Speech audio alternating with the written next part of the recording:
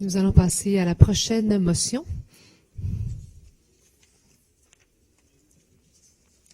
C'est une motion de M. Rotran? Oui. Allez-y, M. Rotran. Merci. Avant de commencer, c'est la dernière motion sur ce conseil. J'aimerais souhaiter tous mes collègues une bonne période estivale, des bonnes vacances. Nous ne rencontrons pas ensemble jusqu'à le mi-mois de mois d'août. Madame la Présidente, premièrement, je dois souligner l'ouverture d'esprit démontrée par M. Caldwell au dernier conseil. C'était vraiment comme respiration fraîche. A breath of fresh air. Il était très ouvert à discussion dans les deux motions qui a touché le transport en commun. Et malgré le fait que la motion sur l'indicateur de performance était battue par Projet Montréal, le mois avant, il a travaillé avec nous autres pour faire adopter cette motion. Je suis reconnaissante. Et on entend toujours que le STM mette en œuvre la volonté du conseil municipal, mais j'ai vraiment senti que M. Caldwell a travaillé avec nous en manière non partisane et professionnelle. Mais je n'étais pas convaincu quand même pour ces arguments qu'il a faits pour battre la motion sur l'évasion tarifaire. J'ai trouvé l'information intéressante, mais pas convaincante. C'est pourquoi M. Dessoussa et moi sommes revenus à la charge, parce qu'il y a beaucoup de choses qui sont arrivées les derniers 30 jours qui, à notre avis, renforcent la nécessité d'adopter cette motion. Pour celles qui n'est pas claires avec ce qui est proposé, nous voulons que les membres du Conseil prennent acte de quelques vérifications des sociétés de transport qui a été faite ailleurs, qui a démontré que le taux d'évasion tarifaire est beaucoup plus élevé que les transporteurs ont toujours dit. Et les coûts au public est énorme. Nous proposons qu'une vérification soit faite à la STM et en même temps que les agents de vérification, les inspecteurs de la STM soient plus présents, plus évidents, parce qu'effectivement, il y a un lien entre la perception qu'il n'y a pas un contrôle serré et l'évasion tarifaire. Ce n'est pas seulement de donner des contraventions, c'est aussi d'être présent et que les gens voient qu'il y a des agents dans la station et que leur tâche est de vérifier les tarifs des gens qui utilisent le système de transport en commun. Nous étions inspirés de venir en conseil après que la ville de Toronto, à sa propre chef, sans l'approbation de TTC, Toronto Transit Commission, a décidé de faire une vérification de la TTC. Le TTC, comme le STM, a prétendu qu'il n'y a pas un problème d'évasion tarifaire là-bas. 1 à 2% est notre perte, il dit. Oui, on perd 20, 22, 25 millions par année, mais c'est sous contrôle et on va améliorer. La vérificatrice de Toronto a fait une vérification majeure et elle a trouvé que le vrai taux de fraude à Toronto est 5,4% et que le coût annuel perdu par le TTC est 61 millions de dollars. C'est énorme. Ça, c'est l'argent qu'on ne peut pas utiliser pour améliorer les services ou l'argent qu'on ne peut pas utiliser pour assurer qu'il n'y ait pas une hausse de tarifs. C'est beaucoup de l'argent et la seule façon de chercher ce qui est perdu est d'avoir un tarif plus élevé ou de taxer les contribuables. Donc, qu'est-ce que Toronto a fait depuis cette vérification? Ils ont donné leur amende honorable et ils ont embauché plus des inspecteurs et ils ont commencé d'appliquer les règles. Dans les derniers quelques mois, presque 5 000 contraventions étaient données à 335 $ chaque à Toronto pour réduire l'évasion tarifaire que le transporteur a dit n'existe pas ou n'est pas sérieux avant qu'il s'est prouvé c'est l'inverse. Mais ce n'est pas la seule chose qui est arrivée. Après que le TTC était forcé d'admettre que leur façon de mesurer la fraude n'était pas efficace, Metrolinx, qui est l'autorité régionale, comme le ARTM ici à Montréal, a décidé de voir si le même problème existe sur les trains de banlieue à Toronto.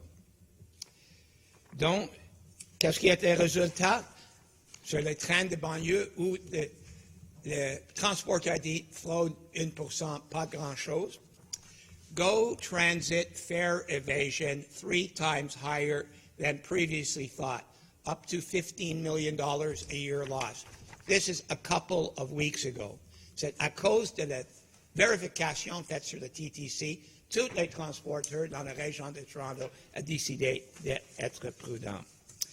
Mais ce n'est pas seulement que Toronto a les mêmes vulnérabilités que le STM, embarquement toute porte, possibilité d'abus des titres de tarifs réduits. Il y a des autres qui ont découvert la façon d'estimer n'est pas efficace. Dans les dernières quelques semaines, à Londres, ils ont découvert que leur taux d'évasion est beaucoup plus élevé. Ils perdent 100 millions de livres. Ça, c'est 150 millions de dollars canadiens par année. À Rome, on trouve les dernières quelques semaines, après une vérification large qui a été faite là-bas, fare evasion crackdown in Rome. More checks, more fines, more tickets, more collection. Transporter ATAC recorded a record 16,000 fines, which were almost 35% paid within the first 5 days. Donc, le problème était pire. C'est seulement la vérification qui a révélé les problèmes et forcé les transporteurs de faire quelque chose. Fare evasion in Athens buses falls by 14%.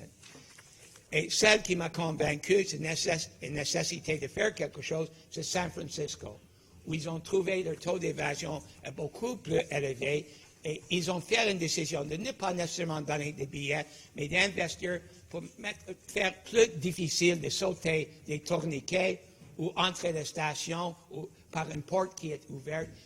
Ils ont utilisé une stratégie, le mot en anglais, hardening the stations. I don't know how to say it in French, mais ils ont rendre l'évasion tarifaire plus difficile. Et à Barcelone, ils commencent à utiliser l'intelligence artificielle. I have some qualms about that because I think there are privacy issues, mais ils commencent à utiliser ça comme une façon de donner des billets sans de harceler trop de monde. Mesdames et messieurs, le STM a un achalandage de 415 millions par année. Le mois dernier, monsieur Caldwell nous a indiqué qu'il fait 750 000 vérifications. Je pense que ce chiffre est trop bas, je pense qu'il est inexact. Pour avoir un taux de 3%, ce que je pense, je me souviens était le taux à la STM, c'est 12 millions par année, mais le standard en Europe est 5% comme le plancher au plus. Donc, effectivement, la première chose, c'est d'avoir un portrait exact de ce qui arrive à la STM. Dans quelques minutes, j'imagine M. Sauvé va se laver pour dire qu'il n'y a pas de problème. You know, the thing I like about Craig, he has sunny ways. Nothing phases this guy. He's always happy. Hybrid buses, who cares what the Gazette writes? They say the fuel economy is 11, 12%. They're supposed to be 30%. Best idea we ever had. Et avec l'évasion tarifaire, j'imagine, il va dire exactement ce que M. Caldwell a dit le mois dernier. You know something? The fraud artists are a little too smart. They know our inspectors don't spend all their time doing inspections. They also happen to know which stations they concentrate on. Le Journal de Montréal a déjà prouvé la vulnérabilité de le métro de Montréal avec des milliers de personnes filmées qui ne payent pas leur tarif. Le 10 juin, il publie un article qui indique, après interview avec beaucoup de chauffeurs, les chauffeurs disent « Ah oui, c'est pas à moi pour challenger celles qui refusent de payer. C'est les inspecteurs. Je ne veux pas de violence, je ne veux pas des problèmes sur mon autobus. » Ce n'est pas seulement les autobus qui ont maintenant l'entrée par toutes les portes, c'est-à-dire la porte en arrière, où on n'a pas checké si la personne a vraiment payé un titre avant d'entrer. Il y a des chauffeurs qui disent qu'il y a un taux de fraude sur les autobus. Je ne dis pas c'est bas ou c'est élevé. Je dis on ne sait pas à Montréal. À New York, le taux de fraude sur les autobus, selon le MTA, c'est 22 %. À Washington, c'est 11 %. À Montréal, j'ai aucune idée. Mais je sais, nos chauffeurs disent, ils n'ont jamais vu un inspecteur vérifier un client qui sort un autobus pour voir si cette personne a payé ou non. Madam President, I'm open to any reasonable compromise. An organization like the STM, if it doesn't want the city auditor to audit it, should be hiring a firm like Deloitte Touche or KPMG and using one of those firms to give it at least a portrait which you can share with stakeholders as to what its real losses are. I'm going to table all those articles that I referred to, et j'invite l'administration de démontrer une ouverture pour trouver une façon d'au moins avoir un chiffre réel pour la STM. I started this exercise, Madam President, when I put in an access to information request. The STM was never, when I was there, able to give me an exact figure. And a question to Craig Solvay a few months ago, he said, I think it's about 20 million we're losing. I don't know.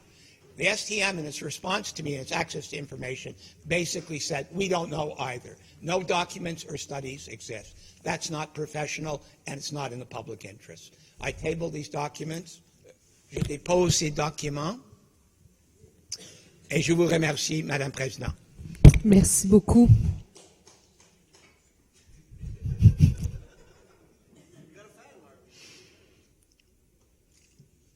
Merci, M. Rotran. M. Sauvé. Bon été à vous aussi, M. Rotran. On vous souhaite un été de plein de repos et bon moment avec vos amis et votre famille. Effectivement, on a déjà débattu la même motion au dernier conseil, donc je vais être bref. La position demeure la même de l'administration ici du CA, de la STM. Comme on l'a dit déjà le mois dernier, la fraude est actuellement en baisse chez la STM, surtout depuis l'implantation de l'Opus. Deuxième point, 80% et plus des usagers utilisent des titres déjà hebdo ou mensuels. Donc, la plupart des utilisateurs de la STM utilisent des titres préachetés. Troisièmement, comme je viens d'expliquer, la STM ne le juge pas prioritaire comme enjeu au sein de toutes nos priorités, parce qu'on en a des priorités, puis on a des ressources limitées à la STM, des choses qu'on veut améliorer. On veut travailler sur le service, on veut travailler sur l'expansion, notre croissance, la gestion de croissance. Donc, on ne le juge pas prioritaire, et c'est le cas à l'interne et chez nos directeurs. Et la vérificatrice générale est surtout libre de faire cette enquête si elle le souhaite. Quatrième et dernièrement, nous dirigeons vers un système et une manière de travailler ces questions-là, la perception, le paiement, en faisant une réforme au sein de l'STM et au sein de la communauté métropolitaine, c'est-à-dire d'offrir les meilleures méthodes et des méthodes plus simples et naturelles à payer pour utiliser le transport en commun, notamment payer avec carte de crédit, avoir un compte prépayé. Et avec ces comptes-là, on va pouvoir avoir le meilleur tarif possible automatiquement. Donc, il y a certaines choses sur lesquelles on travaille pour faciliter la tâche, pour devenir les leaders encore en Amérique du Nord en termes de paiement. Et ça, on croit, c'est la manière dont on doit aller pour réduire les cas de fraude à la STM. Surtout pas avec plus de répression, ce que vous semblez vouloir imposer à l'STM. Donc, pour ces 4 raisons très claires, comme on l'a expliqué au dernier mois, on va voter contre votre motion. Merci beaucoup. Merci, M. Sauvé.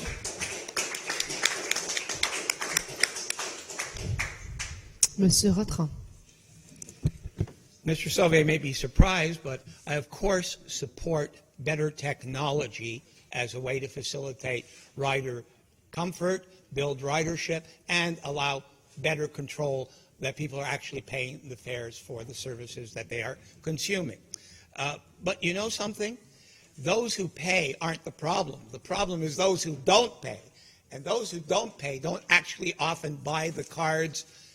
So when you say that 80 or 85% of our rides are prepaid, you're missing a group of people who aren't counted in the basin that, of total ridership. There is a percentage there that does not pay.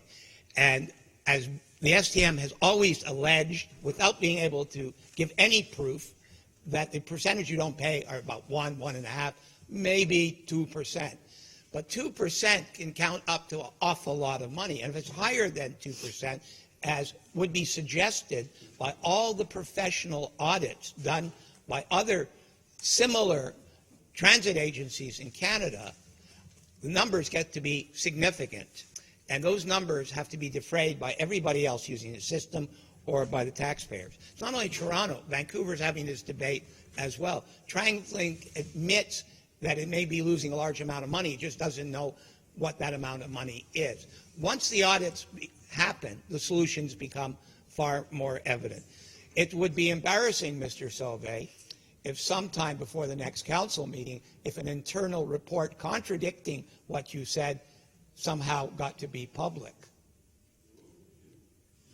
Regardless, I would say that it would be professional for the STM on its very own to go about this process. If it doesn't want the city auditor on its back, and you're quite right, the city auditor who is actually waiting for a council vote to mandate her, does have the liberty of choosing this dossier herself, but it's not guaranteed that she will choose this particular dossier as one of the ones she will study in 2019-2020. In the meantime, while we are trying to grow ridership, we still don't know what our costs from fraud is and what the best strategy to fight that is. Madame Présidente, appuyé par M. Rapin, je vais demander seulement un vote main levée. Un vote Main levée. à main levée. Parfait. Alors, Monsieur le greffier, c'est un vote sur la motion. Alors, les personnes qui sont en faveur, levez votre main.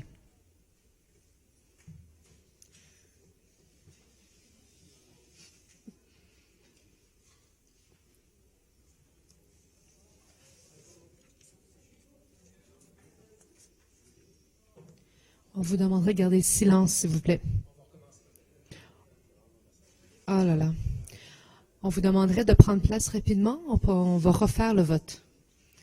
Et si possible, de ne pas déchirer trop de feuilles. J'ai la misère à me concentrer. OK, à partir de maintenant, on ne laisse plus rentrer personne. Alors, les personnes qui sont en faveur, levez votre main.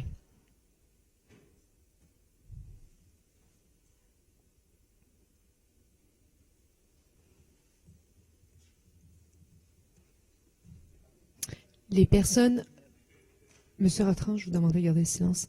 Les personnes qui s'opposent, levez votre main.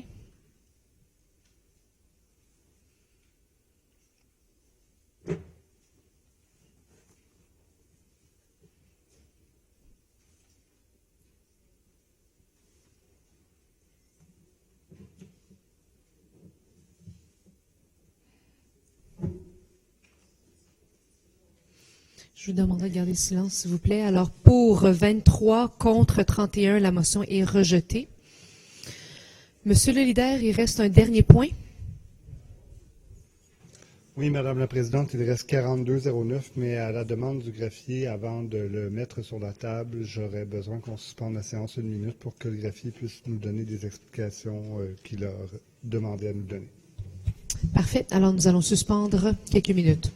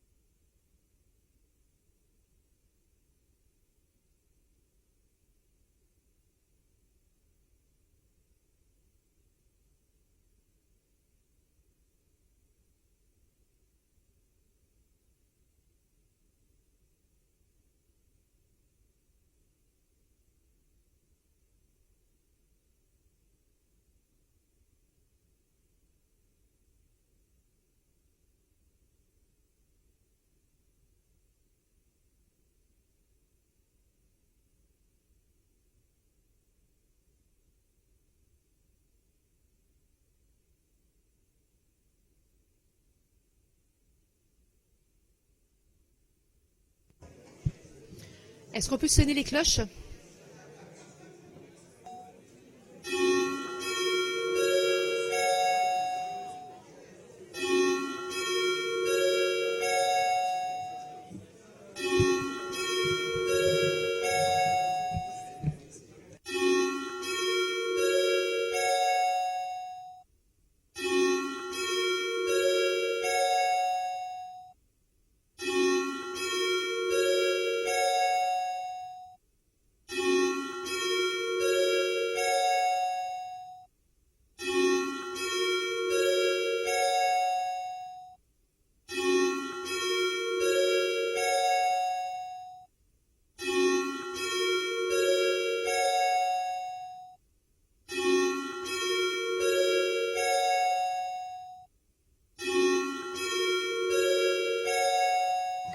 Merci beaucoup.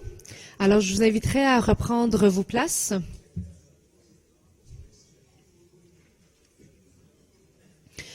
Nous allons reprendre les travaux. Alors, Monsieur le leader, le point 42.09, c'est bien ça? Oui. Alors, 42.09. Adopté. Alors, Monsieur le leader, pouvez-vous le présenter? Oui, Madame la Présidente. 4209, adoption avec modification du règlement intitulé « Règlement modifiant le règlement du Conseil de la Ville sur la délégation de certains pouvoirs relatifs au réseau de voirie artérielle au Conseil d'arrondissement. » Merci, Monsieur le leader. Monsieur le chef de l'opposition. Et c'est appuyé de Benoît Doré. Parfait. Bonjour, merci Madame la Présidente. On est devant un dilemme assez important sur le 42.09, Madame la Présidente. Comme nous le savons tous, le mois dernier, on a eu un débat sur ce dossier, sur l'enjeu de la politique de neigement et évidemment la centralisation. À travers les différentes discussions qu'on avait eues, on avait pu s'entendre sur un amendement que j'avais proposé, qui est bien reflété dans le procès-verbal du mois dernier.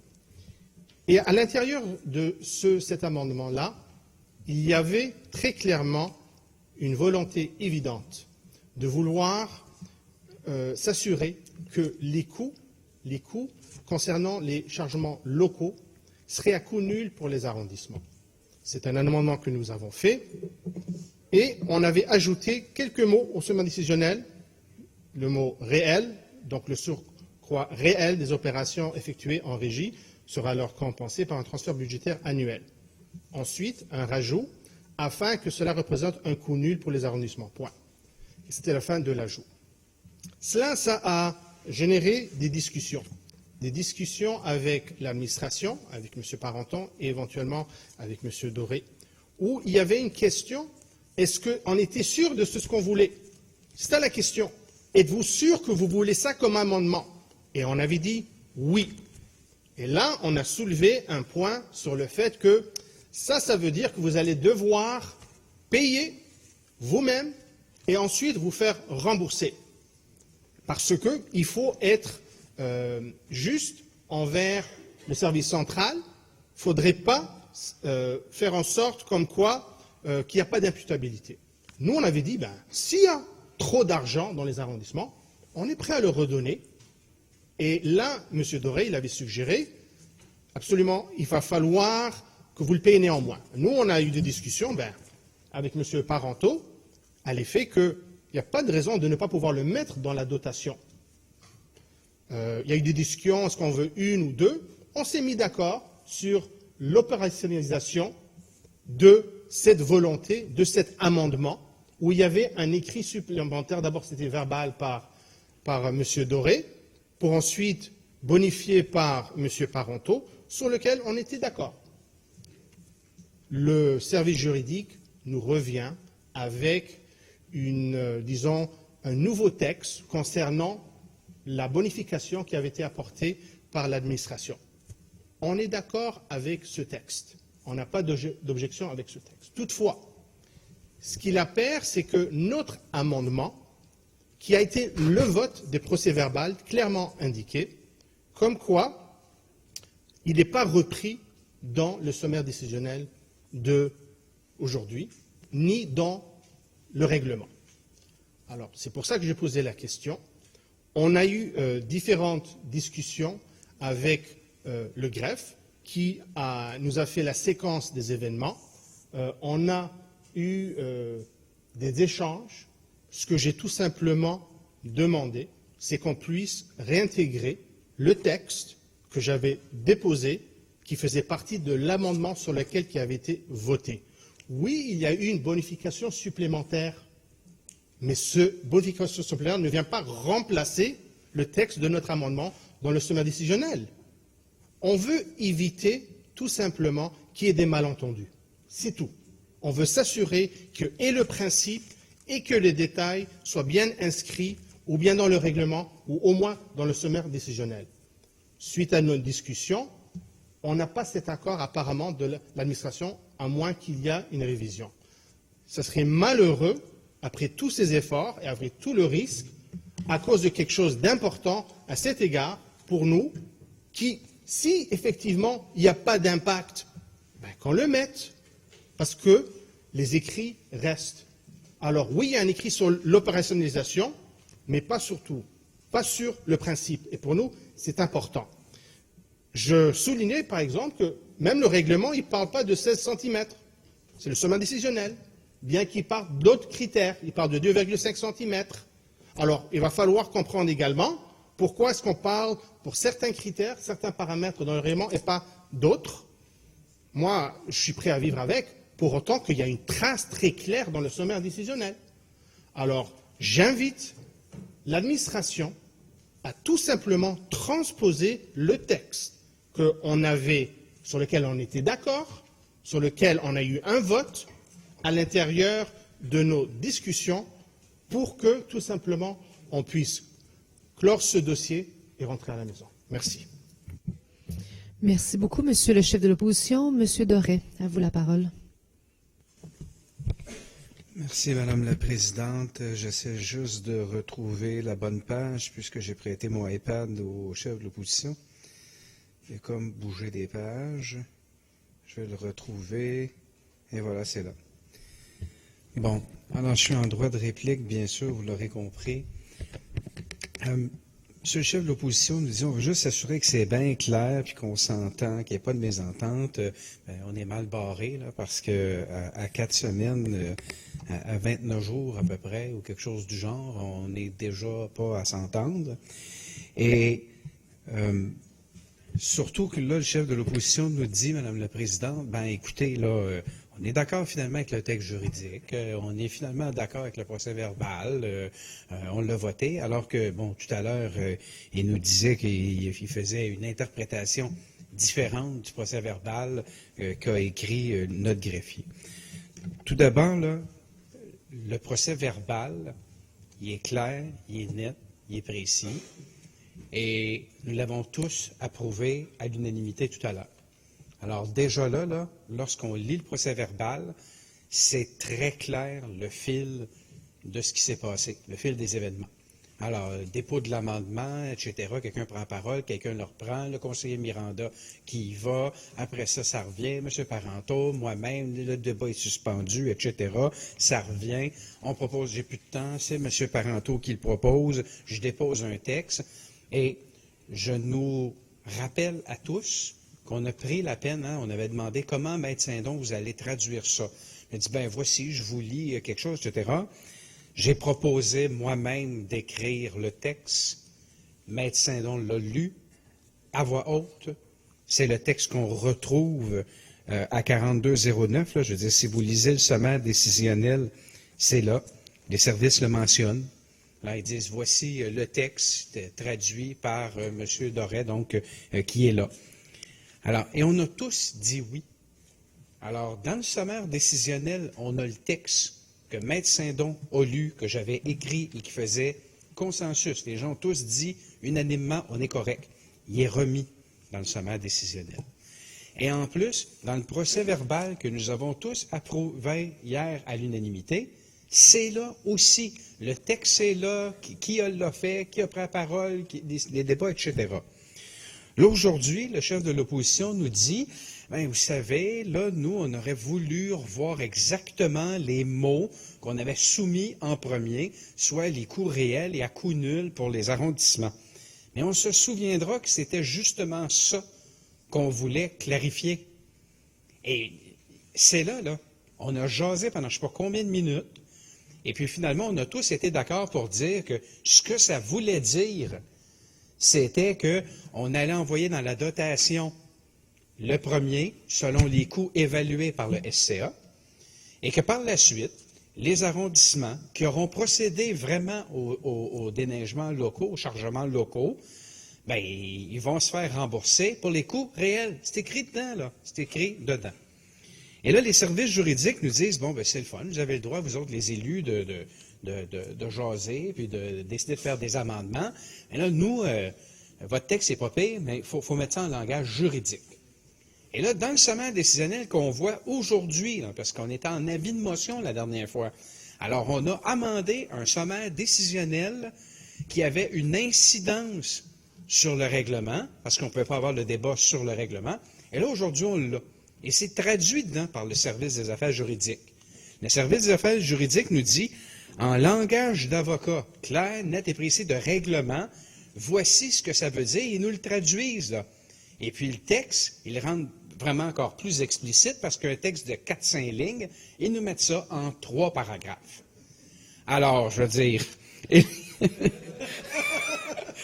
vous reconnaissez vos pères, hein, Maître Saint-Don? Alors, ils nous disent, voici, là, tu sais, c'est quoi que ça veut dire, là, premier chargement, deuxième, coût réel, etc. Alors, ils nous disent, là, voici la procédure réglementaire.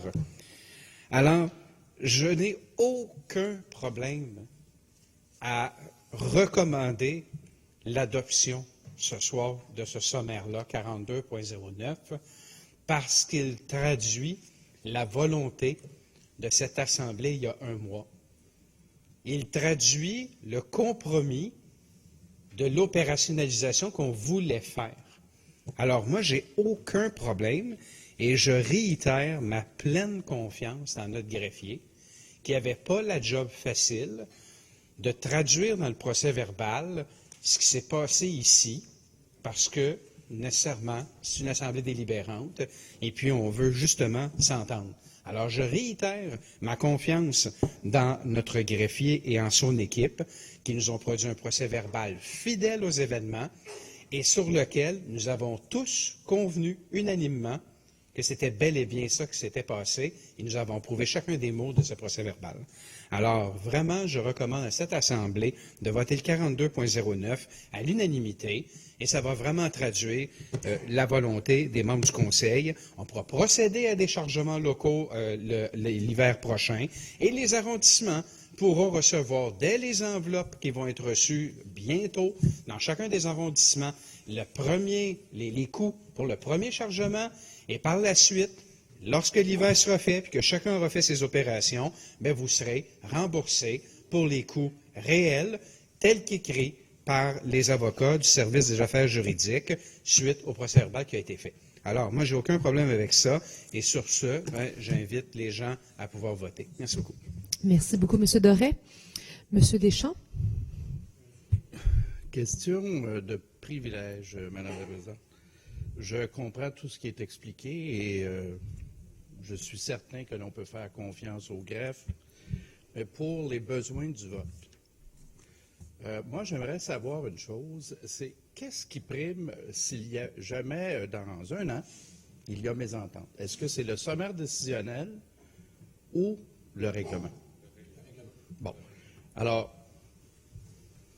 je comprends que c'est traduit en langage juridique, mais il me semble qu'il faut que le règlement soit extrêmement clair. Je comprends que c'est ça que vous recommandez, que vous dites qu'il est clair, mais en même temps, compte tenu de la délicatesse du sujet pour plusieurs arrondissements, en tout cas, je ne sais pas s'il faut le clarifier, je ne sais pas si on peut le retravailler et le voter au mois d'août, parce que ça ne changera rien, mais ce serait peut-être aussi une option pour satisfaire tout le monde. Et on pourrait quitter.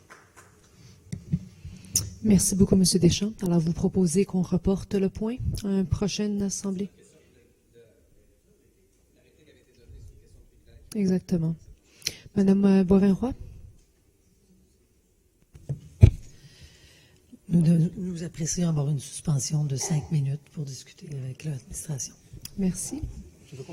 Alors, une suspension de 5 minutes.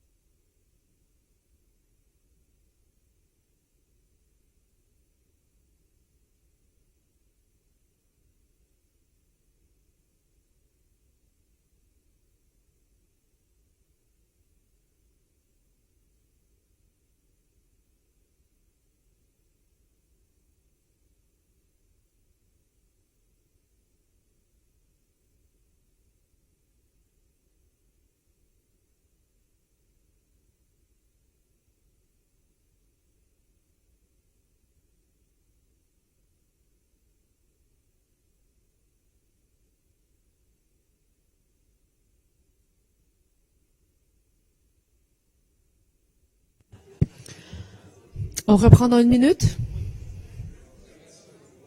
10 secondes. Il y a de l'approbation à ma droite pour commencer.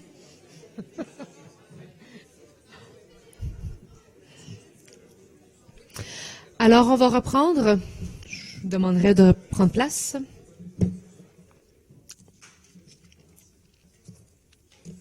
Monsieur le chef de l'opposition. Donc, Madame la Présidente, évidemment, il y a déjà eu le droit de réplique. Je n'ai pas le droit de prendre la parole. J'ai seulement le droit de demander le vote. Dans ce contexte, je vais demander le vote à main levée.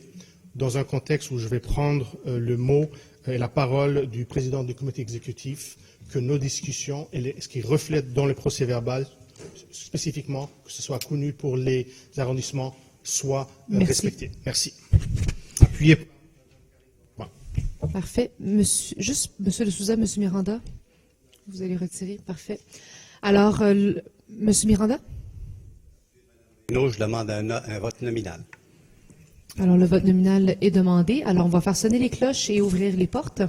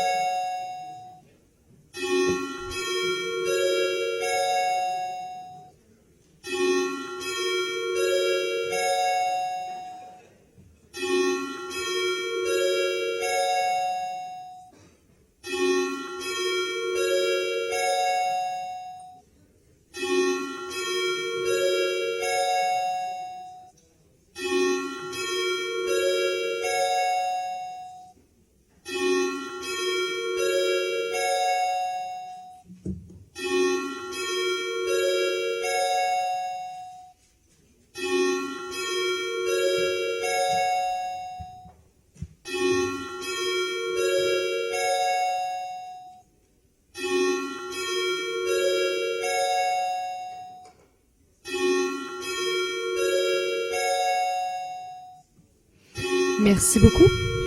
La cloche a sonné pour 1 minute.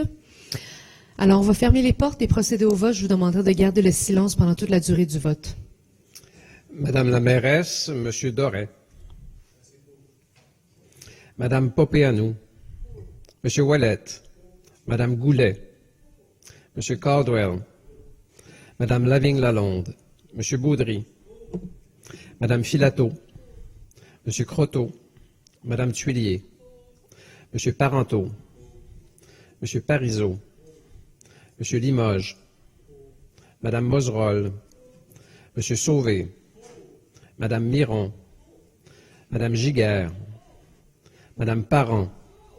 Monsieur Norris. Madame Bourgeois. Monsieur Marinacci. Madame Bodanovic. Monsieur Lessard-Blais. Madame Montgomery. Monsieur Ryan. Madame Sigouin. Madame Gosselin. Madame Watt. Monsieur Tomlinson. Monsieur Normand. Monsieur Downey. Monsieur McQueen. Monsieur Arsenault. Madame Rouleau. Monsieur Posé. Monsieur Pérez. Madame Boivin-Roy. Monsieur Miellé. Madame Black. Monsieur De Souza. Monsieur Sari. Madame Gianou. Monsieur Salem. Monsieur Bayes. Madame Latenzio. Madame De Ross. Monsieur Corville. Monsieur Langevin. Madame Rossi. Madame Descaries. Monsieur Perry. Madame Clément Talbot. Monsieur Gay. Monsieur Bissonnette. Madame Barbe. Monsieur Deschamps. Madame Zarac. Monsieur Miranda. Madame Hainaut. Madame Foumagali. Monsieur Rapana. Monsieur Rotran.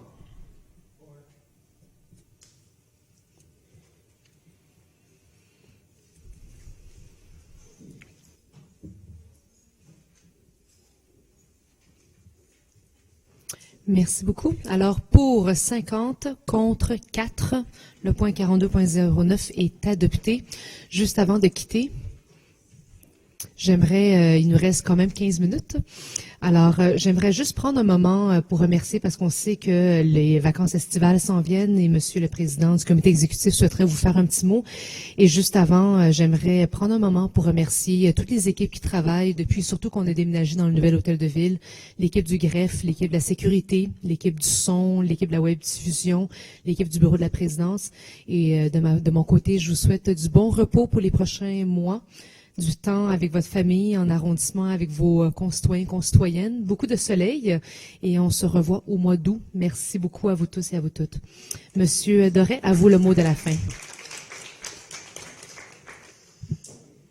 Merci beaucoup, Madame la Présidente. Alors, il est de tradition qu'à la relâche donc au dernier conseil de juin, que la personne qui occupe la fonction de maire ou de mairesse de Montréal prenne la parole, de même que le chef de l'opposition ou la chef de l'opposition, en ce cas-ci une mairesse et un chef, pour souhaiter de bonnes vacances. En l'absence de la mairesse qui avait d'autres obligations importantes ce soir, ça me revient donc de prononcer ces quelques mots de bonnes vacances. Je veux tout d'abord remercier l'ensemble des membres du Conseil qui, malgré un ordre du jour extrêmement chargé, je pense que l'heure en fait état, que l'ordre du jour donc était chargé, qu'il y avait un rapport également de la vérificatrice générale, un rapport qui était volumineux, malgré le fait que les débats ont duré jusqu'à cette heure-ci, que l'ensemble des membres de ce Conseil ont eu des débats civilisés. Je pense que c'est tout à notre honneur de pouvoir être en désaccord et de pouvoir l'exprimer sur un ton qui convient, avec des mots qui conviennent également. Alors, c'est tout à notre mérite d'avoir fait ça jusqu'à près de 22 heures ce soir. Madame la Présidente, vous disiez effectivement de prendre du temps en famille. Je pense que c'est ce qu'on va souhaiter aux gens, d'être avec leurs proches. Pour ceux qui pourront prendre des vacances, tout le monde en prendra, là. Ça dépend toujours de la durée, mais l'important, c'est lorsqu'on est élu, c'est de remplir notre fonction au meilleur de notre connaissance, d'être dévoué, d'être là, d'être très professionnel, mais également de ne pas oublier que nos familles existent. Et trop souvent, lorsqu'on est élu, sur une chose qu'on pile, c'est bien la qualité à la maison. Ne l'oublions pas. Alors, profitez-en cet été pleinement. Profitez des installations de la ville, visiter les autres arrondissements, fréquenter tout ce qui est possible de faire à Montréal. On excelle dans plusieurs domaines. Je reviens d'une mission à l'international où les gens nous ont parlé en bien de notre métropole, de ce qu'on faisait de bien. Ils nous ont dit qu'ils s'inspiraient de beaucoup de nos pratiques. Alors, faisons-les, profitons de ce qu'on a de meilleur à faire à Montréal. Nos parcs sont là, rencontrons nos gens, mais en même temps, prenons des vacances bien méritées, puisque lorsqu'on reviendra en août, l'ordre du jour sera chargé, et puis lentement, mais sûrement, on se dirigera vers un prochain budget également. Alors, ce sera la confection d'un paquet de choses. Alors, prenez du temps de qualité, tout le monde, et bon retour à la maison. Merci. Merci beaucoup, M. Doré. Monsieur le chef de l'opposition. Merci, Madame la Présidente. Je vais assez brève, évidemment. Je me joins ma voix à la vôtre ainsi qu'à celle du président du comité exécutif pour souhaiter à tous et à toutes un joyeux été. Un été, évidemment, avec beaucoup de repos, avec beaucoup peut-être de temps de réflexion et peut-être de préparation à une partielle. Comme nous le savons, il y en a une qui s'en vient. Mais je pense qu'on peut être fier de ce qu'on a accompli au cours des 6 derniers mois. Il y a eu des dossiers sur lesquels on était pleinement en accord. Je dirais la vaste majorité, on est pleinement en accord. Plusieurs auxquels on était moins en accord et certains où on était peut-être entre les deux. Nous, on va continuer évidemment à travailler, comme tout le monde ici, pour développer une ville encore meilleure, plus inclusive, une ville qui va continuer à faire vouloir attirer du monde. Et puis, bien qu'on ait des différends très souvent sur les moyens, sur les échéanciers, les objectifs, on les partage. Merci bien. Au revoir. Merci beaucoup, Monsieur le chef de l'opposition. Alors, sur ces mots, je vous souhaite un bel été. Au plaisir de vous revoir au mois d'août. Bonne soirée. Merci.